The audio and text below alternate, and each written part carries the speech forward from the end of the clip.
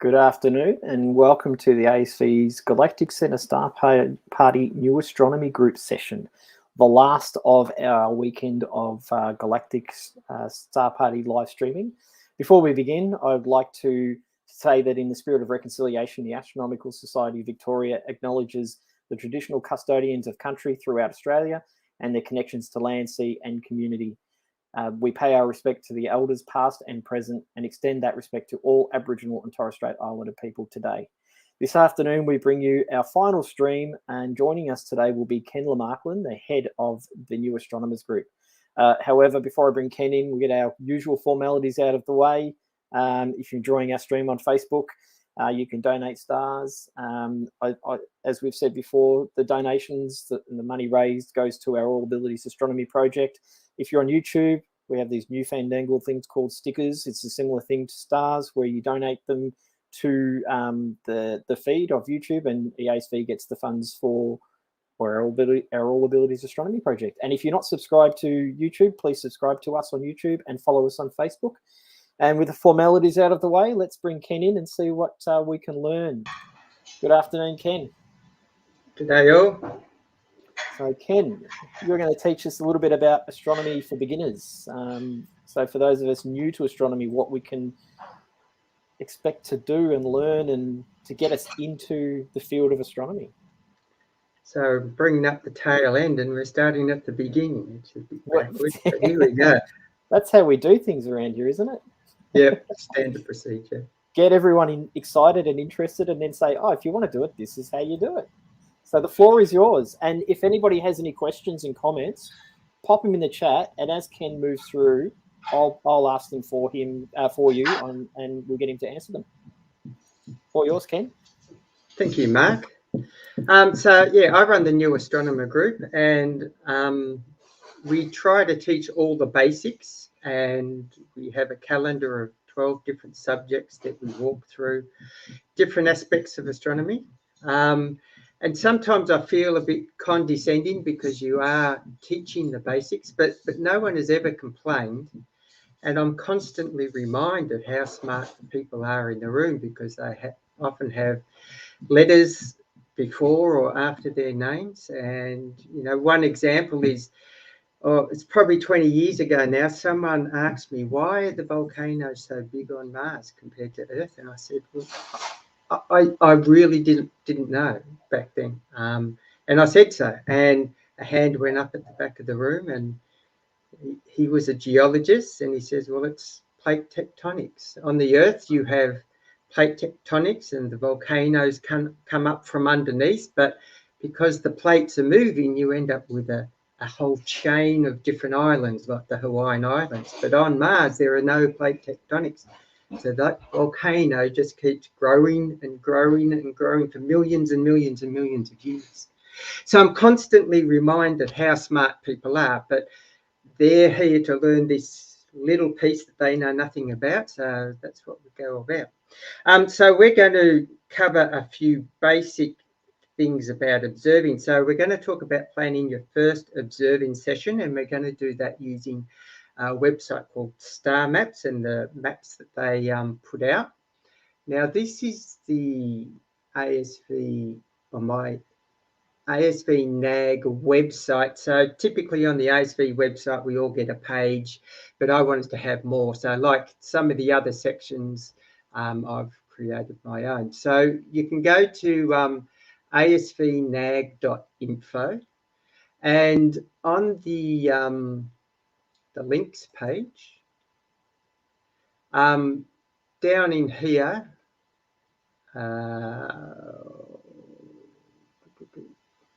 we've got sky maps here, and this is the little sky map that you can go and download. So if you can go to asv.nag.info, and this is the page it'll send you to, and there's northern, southern and equatorial edition. So this is the download page, and we want to look for the Southern Hemisphere edition. So we would go and download that. But let's go back to our New Astronomer group page and just look at a couple of other things we're going to use in here. I've got a teaser page, and this is some articles that are, for anyone, whether they're a member of the ASB, to get an idea of, what we do, so they can get a sample of some of our material. So some helpful things is learning the 36 brightest stars in the sky. So you can click on that and get a little PDF download that will give you a bit of a tick off the list and introduction to learning the 36 brightest stars. Now, every month we have some notes about, we'll pick a couple of constellations or some of these 36 brightest stars. So good examples of those are May and October. So you could probably go have a look at the Pegasus October one.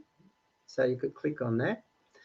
But the other one we're going to do today is we're going to talk about using binoculars. So I've got a little video, but this is a PDF, a primer on basics of binoculars. So go have a look at that one as well, because the little video that we're going to do talks about, and this gives you more details. And there's some little observing tips. Looking at the night sky, there's all these constellations up there. You could treat it like a jigsaw puzzle, and this is an article I wrote for Crux a while ago. So have a look at that one. And one of the other struggles is you plan a night's observing and you sit inside and you get all your charts out there and you get outside in the dark and you can't see anything. How do you deal with trying to read your charts in the dark? So that's another little thing. So you can just click on these, and depending how your browser is set up, it'll either pop up a PDF or it'll put it in a download and you go open the download. So let's get into sky maps. So I'm just going to stop my sharing and flip to the PDF. Is that going to break things, Mark? Or? No, that's fine. No, you just have to reshare your screen again. So yep. That's fine. They just have to look at us for a little bit. That's all. Not the best thing, but Yeah. Sometimes you have to suffer for the glory. That's it.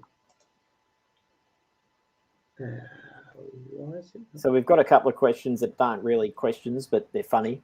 How do you deal with clouds? How do you deal with clouds? The clouds are in lockdown like the rest of Melbourne is at the moment, Harrison. That's what's happening. Is Sky Maps an expensive product to use? No, it's free. It's free download. There we go. Which is why I picked it. There it is. So this gives you a little 2-page. One is, the first page gives you a map of the sky. So this is the September edition, and every month they put out a new one. So it's like having a planisphere, but just for that month. And this is sort of what you see of the night sky at 10 p.m. if you go out there, because that's when most people go out. Down in the bottom right-hand corner down here, they've got the little icons and what they mean, so double stars, galaxies, planetary nebula, etc. And they've got a number of objects, and this is really geared to what you can see with the naked eye. So it's just got the very brightest objects, deep sky objects, so you'd be able to see all these with binoculars, and it's got the constellations and the bright stars, and that's all that it has. So when you first go out to look at the night sky in some sort of planned way, I want to go out there with my binoculars or my telescope, you've got to come up with some sort of plan. So these cloudy nights are great. You just go sit down and zoom this up.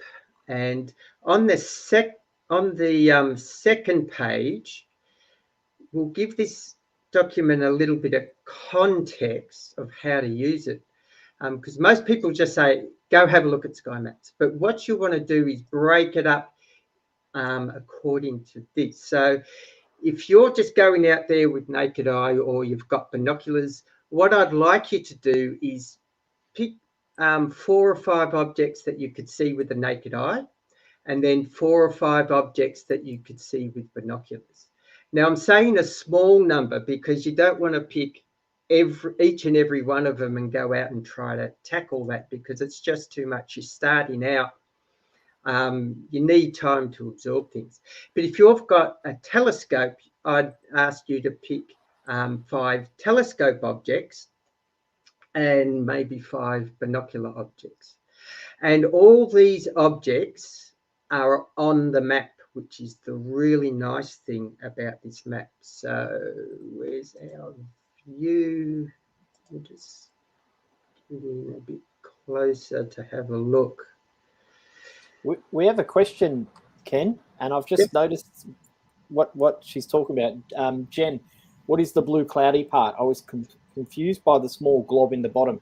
Now that's the Milky Way core, isn't it, with the large and small Magellanic Clouds? That's what that represents.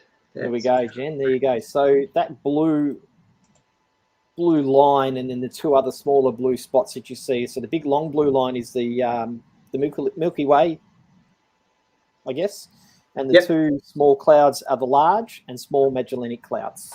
So that's representing galaxy.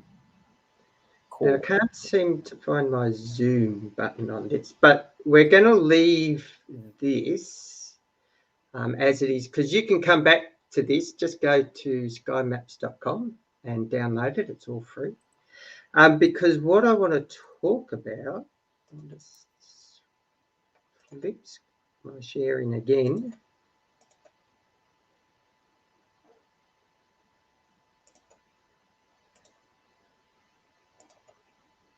Share. Oh, it's back to us again. Back to us. Here we are.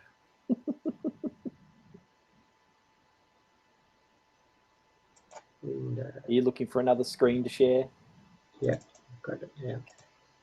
Here we go. Good. So what we're going to do is, it's a bit hard. What you've got to try to do is focus on something. So there's a number of ways to do this. You may pick out some constellations, so some particular constellations. So right in the middle we have Sagittarius, the teapot, and next to it is Scorpius over to the right hand side of that. So what I like to do is you either focus on a few constellations, or you chop the sky up into 5, which is what the yellow lines are. So I like to think north, east, west and south, and then directly overhead. Now, when you've got a telescope, the best views you get is directly overhead. So that's when you get the clearest view. When it's right down on the horizon, it's a bit hazy and a bit murky. So that's your prime spot for looking at things through your telescope. It's a bit harder with binoculars to look directly up.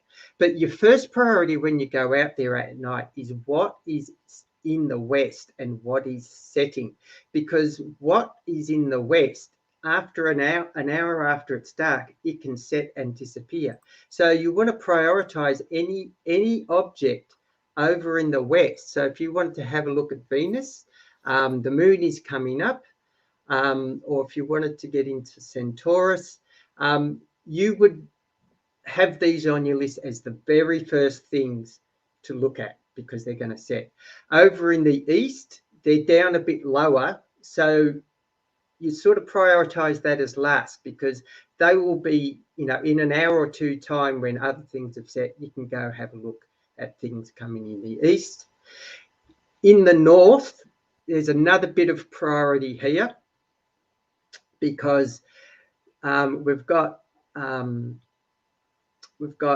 Vega and Lyra in here. So if you wanted to have a look at things that are down low in the north, they just pop above the horizon for an hour or 2 and then they disappear. So if you're wanting to be looking through Cygnus or Hercules or Lyra, you've got to wait till they're directly sort of over north, depending how low they are, what trees you've got, what buildings are in the way. So prioritize those as well as the west. So setting in the west and the north are your priorities. In the south, you have the south celestial pole, and the whole sky turns around. So there is a section of sky there that never ever sets. And we'll just zoom in a little bit on some of this. So some of this little cross where it says SCP, South Celestial Pole, everything circles around. So everything out to about the bottom of Crux, where if Crux was right down the bottom, it'd be right down where it says south.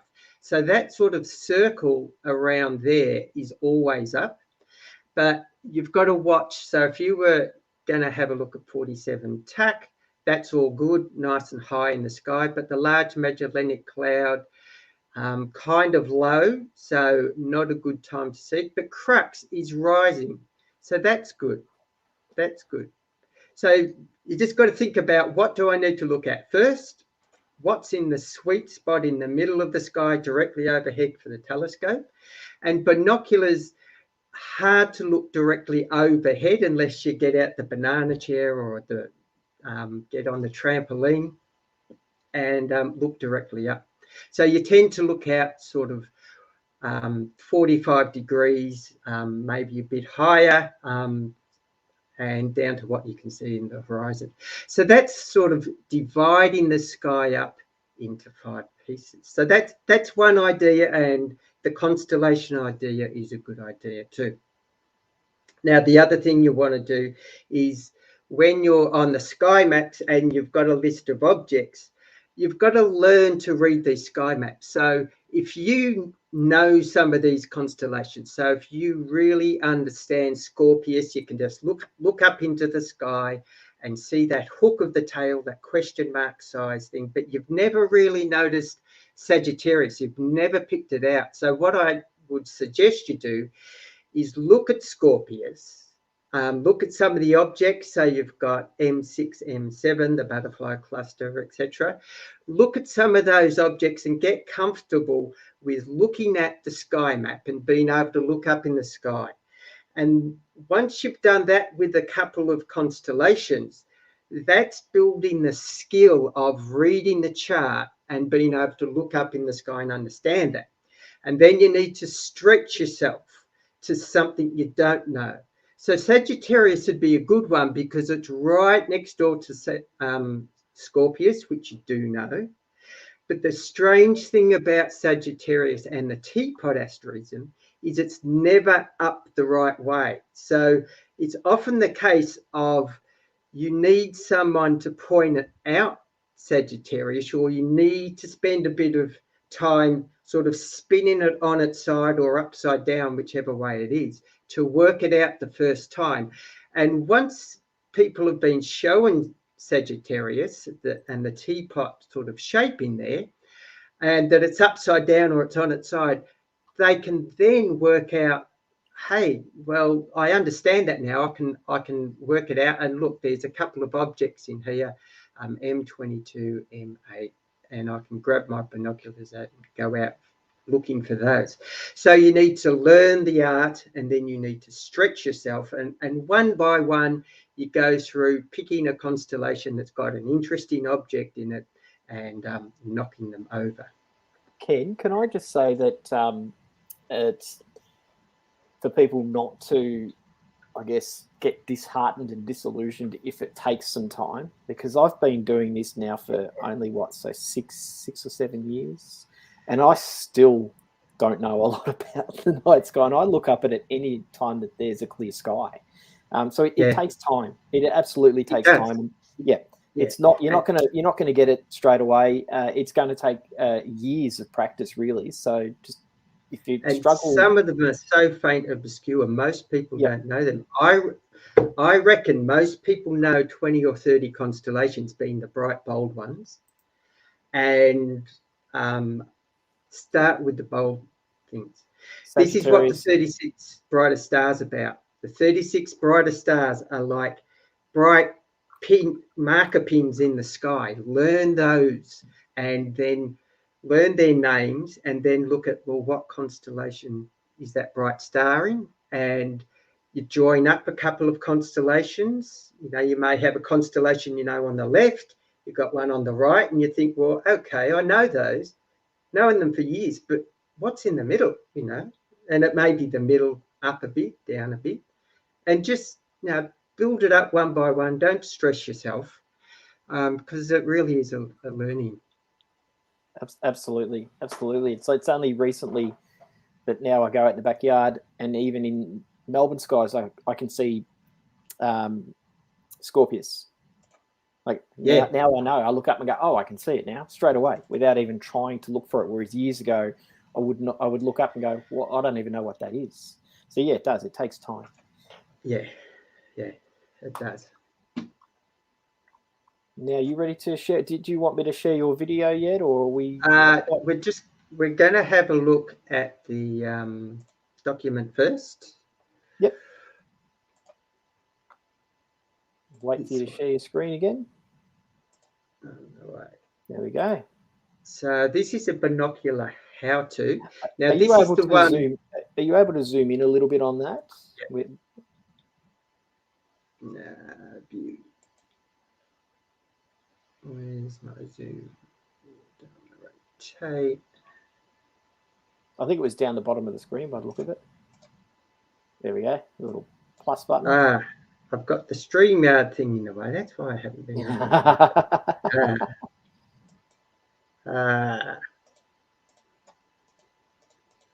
That's it. There we go. So we won't walk through all of this because there's a lot of words here. So you can go to asvnag.info and download this just by hitting the button, and it'll download a PDF. So then you go to your downloads folder, or it'll just pop up, depends what your setting is. So we basically talk about what the different numbers are, and when you have binoculars, they're usually marked with something like 7 by 35 or 10 by 50. And that really comes down to, well, if we look at our eyes, we would call our eyes a 1 by 7 binocular. But that second number depends on how big our pupil opens up. So when we're young little kids, we have 7 millimeter wide eyes. But once we get to middle age or a bit later, it can be only 4 to 5 millimeters wide. So a pair of 10 by 50 binoculars means it magnifies 10 times, and it's got 50 millimeters diameter. So it's going to give you about 100 times more light coming through.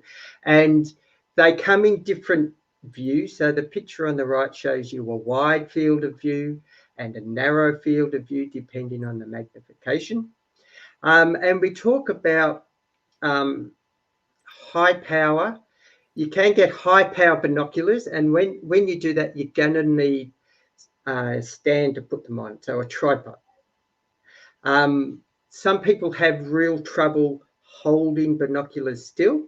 So the sweet spot of 10 by 50, you could try a lighter pair of binoculars, something like a marine pair, which is 7 by 42. And they're also fog-proof and dew-proof and rubberized, makes them perfect for astronomy. So there's different types. If you go for large aperture, and that's sort of 60 mils and bigger, so even up to your 80 and 100 mils, you're going to need a tripod because you just will not be able to hold those up for more than, you know, your 30 seconds.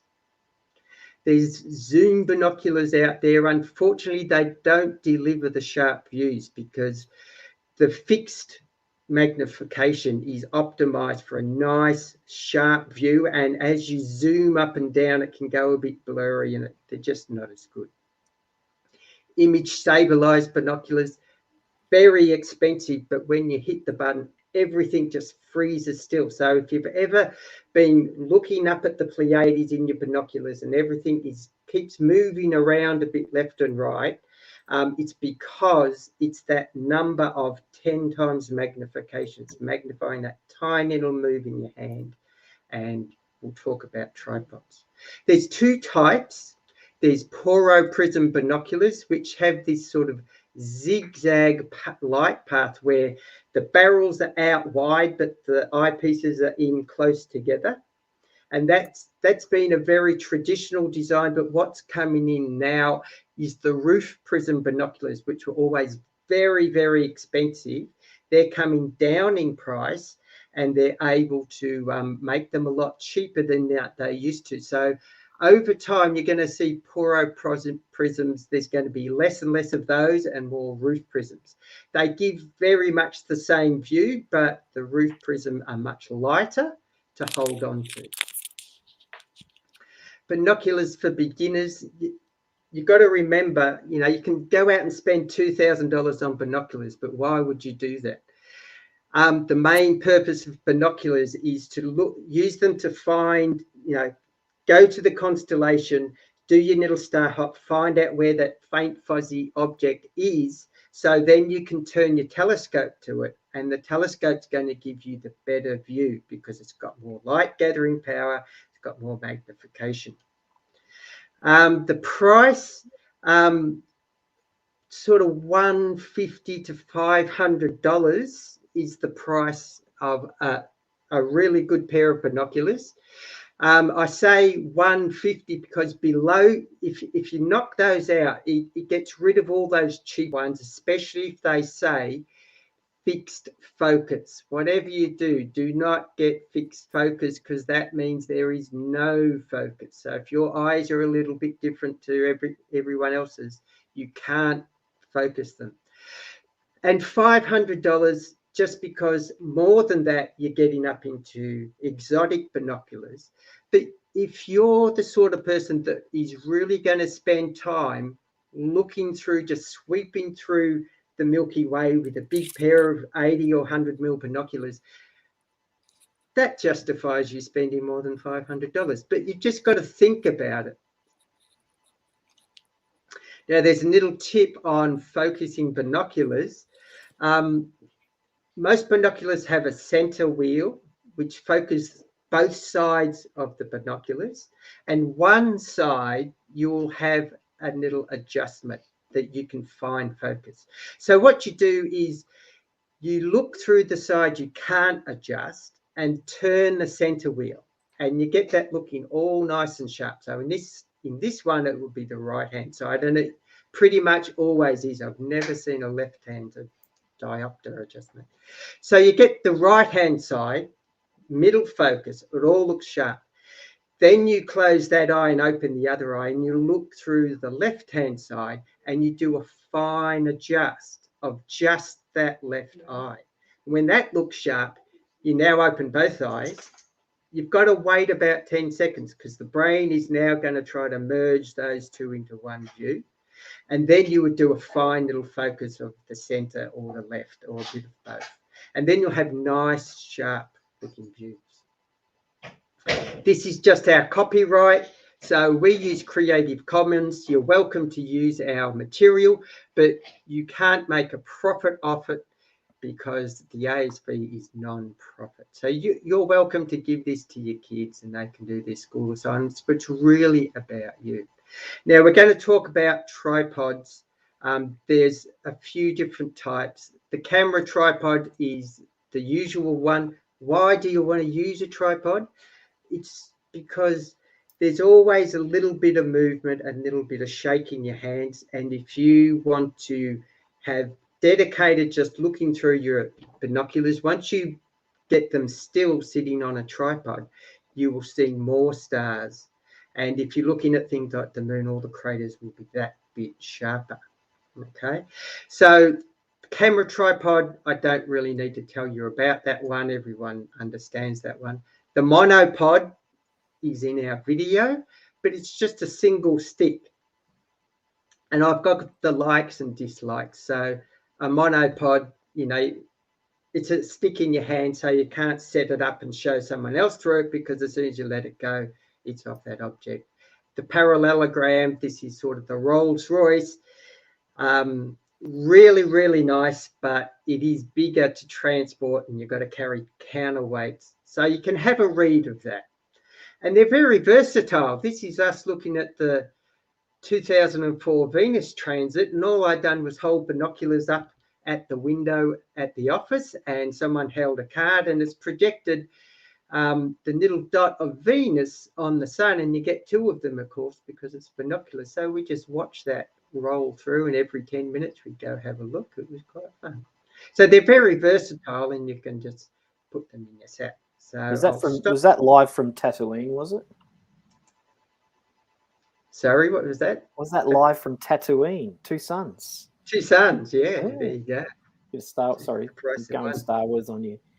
It's Oh, actually a God. very good way of doing it, though. It is, because it's very safe. Yeah. You know, we had 20 people, you know, coming through wanting to have a look, because they knew I was the astronomy guy. So people the week before were asking me. So I said, well, drop around and have a look. So this was the safest way. Before we had CCD cameras and, you know, all that stuff that we have today. So I must keep moving because we're going to run out of time. So I'll stop sharing on that. If you could play our binocular This one, this video, that'd be awesome. I've got this video here, Ken. Is this the one? That's the we'll one. add the right video. Most of you will probably have a pair of sports binoculars, something. We'll start that again. Martin from the New Astronomer group. Just going to cover a couple of tips with binoculars. Most of you will probably have a pair of sports binoculars, something like this, 10 by 50 binoculars around the house. Use whatever binoculars you've got before you go out spending money on expensive astronomy binoculars. Just a couple of things about using them. The way I like to use them is to look up in the sky at what I want, the direction I'm looking. So the bright stars in the constellation where I think my object's going to be, or where I'm starting my star hop. So look at what you're going to look through the binoculars, and then bring the binoculars to your eyes. So that's the way I like to do it. There are other ways of looking over the top, but I like to look where I'm going to look and then bring the binoculars up. And if you're moving around trying to do your star hop and you get lost, you can just peek over the top, readjust, and then look again. Now, one of the other problems with binoculars is trying to hold them still. No matter how still you hold them, they always seem to move around a bit, and that's because they're magnifying this 10 times. So any handshake is magnified 10 times. So one of the ways is to use a monopod.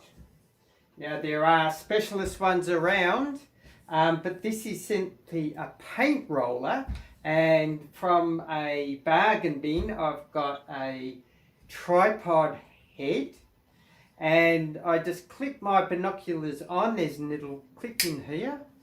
So I just drop my binoculars in, make sure they're up nice and tight, make sure they're not going to move. And if you're worried, you can put the strap around your neck, but they should be fine. But just test before. So this is extendable up and down like this. And if you just simply hold them up to your eyes like this, this will steady the binoculars as you look through, and you can tilt up, down, left, right, and you can also do a bit of tilting. You don't need to pan, because you can just walk around with the binoculars like this. And as you get up higher in the sky, you can go up another click and then tilt it up higher in the sky.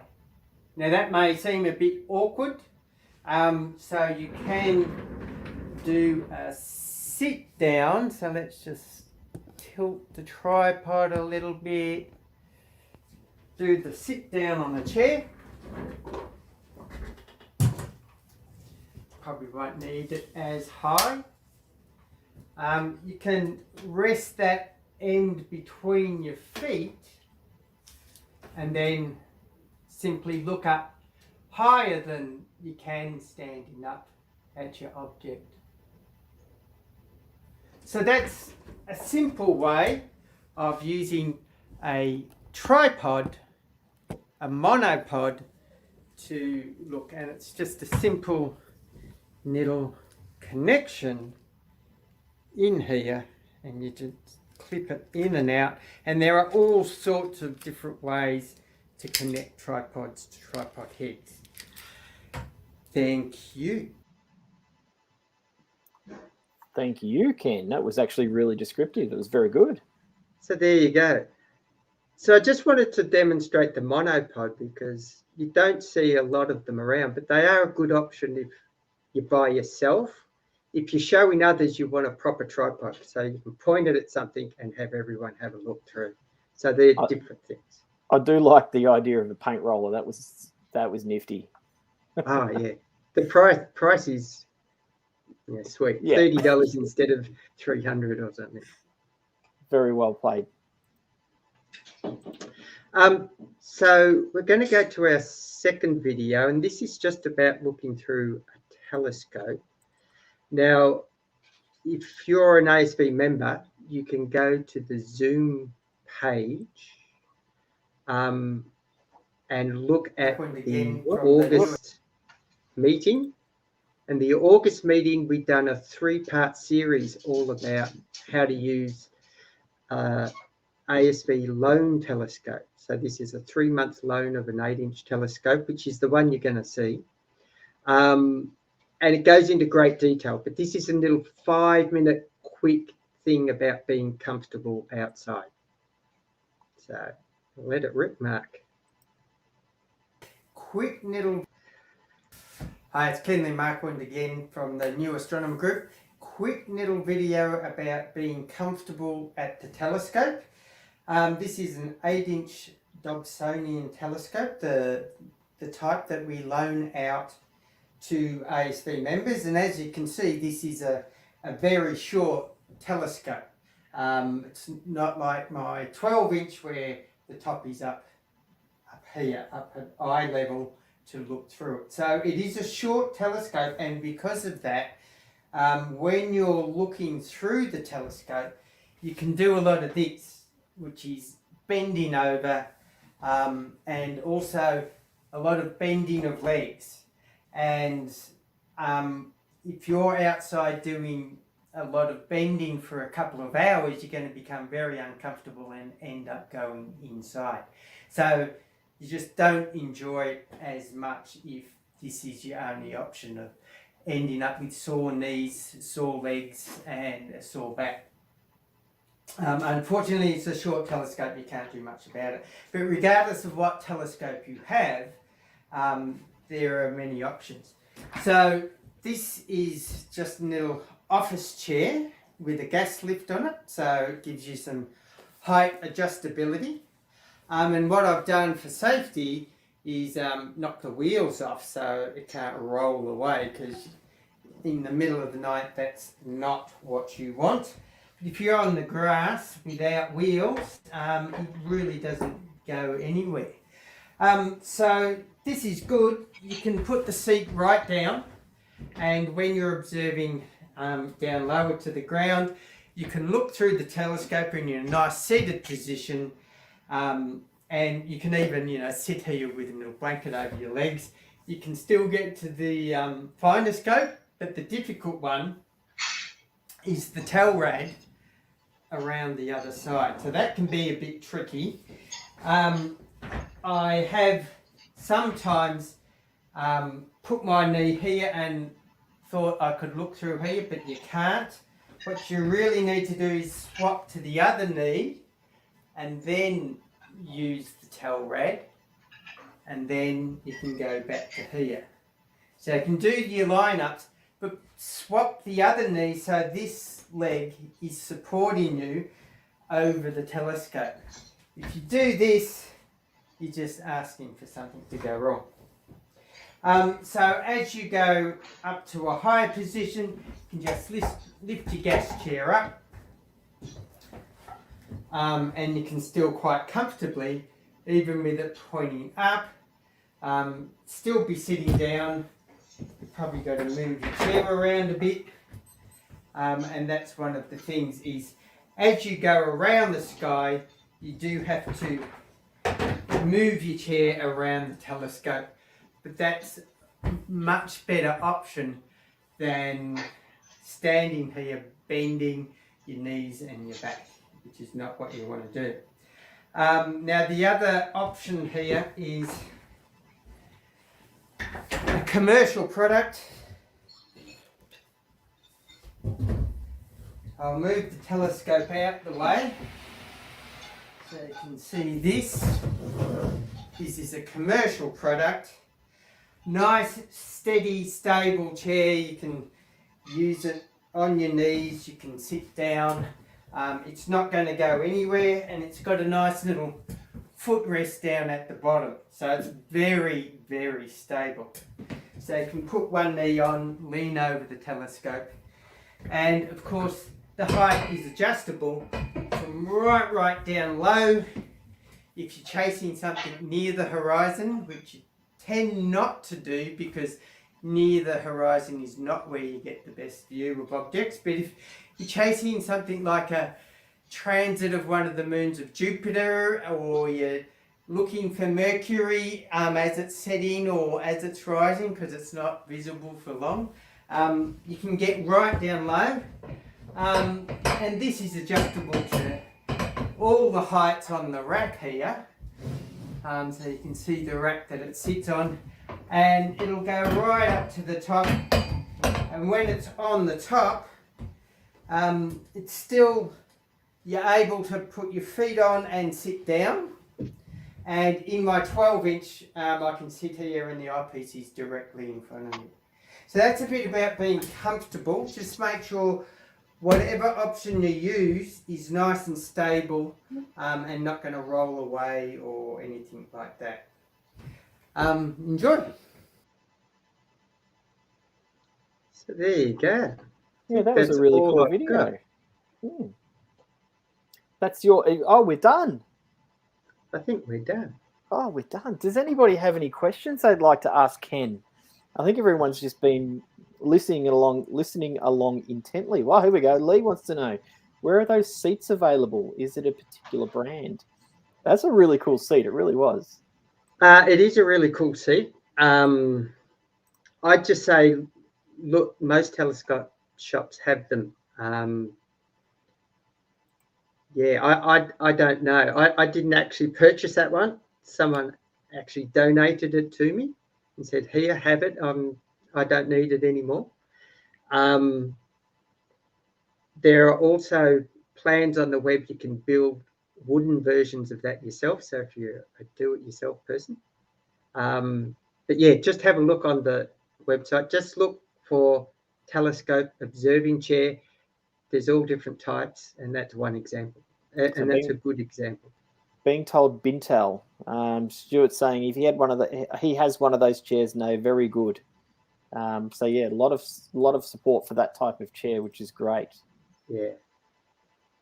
Cool. I don't think we have any questions. I know there's a couple of people who've had to run off and are going to come back and watch the rest of the stream because they found it very interesting, which is really good. And Ken, I think we might need to work with you to be able to put those two particular videos that you've done into a YouTube format that we can upload for everyone to see, because they were really helpful. Oh, cool. Yeah, apologies for the last one. I had to go portrait because I had to get that height. Yeah. So, I'm looking, this is like video number 4 I've made, so I'm looking for help and tips.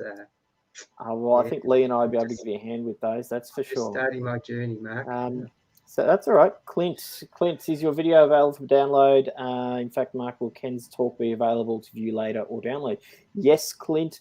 This will be preserved on the ASV YouTube and on ASV Facebook.